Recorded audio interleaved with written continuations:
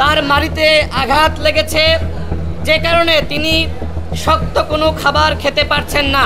মাননীয় প্রধান উপদেষ্টা তিনি বলেছিলেন নুরুল হক নূরকে উন্নত চিকিৎসার জন্য দেশের বাইরে পাঠানো হবে।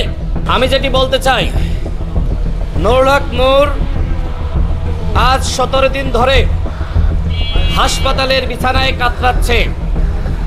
আজকে তিনি রিলিজ দিতে চেয়েছিলেন, এর কারণ হলো এই দীর্ঘ সময় হাসপাতালে তিনি এক ধরনের অস্থিরতার মধ্যে আছেন।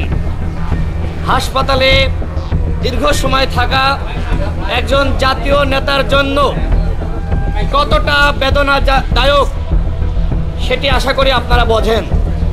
নুরুল হক নূর তিনি নিজেই বলেছিলেন যে তিনি আজকে রিলিজ নেবেন, কিন্তু কয়েকটি পরীক্ষা নিরীক্ষা শেষে ডাক্তারদের পক্ষ থেকে জানানো হয়েছে আপনার এখনো রিলিজ নেওয়ার সময় হয়নি।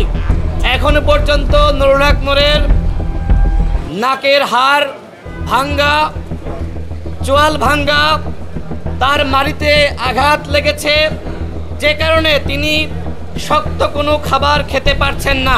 তার মাথায়ও আঘাত লেগেছে। সামগ্রিক বিবেচনায় অন্তর্বর্তীকালীন সরকারের প্রধান মাননীয় প্রধান উপদেষ্টা তিনি বলেছিলেন নুরুল হক নূরকে উন্নত চিকিৎসার জন্য দেশের বাইরে পাঠানো হবে। কিন্তু আমরা লক্ষ্য করলাম সরকারের পক্ষ থেকে এক ধরনের গড়িমসি করা হলো।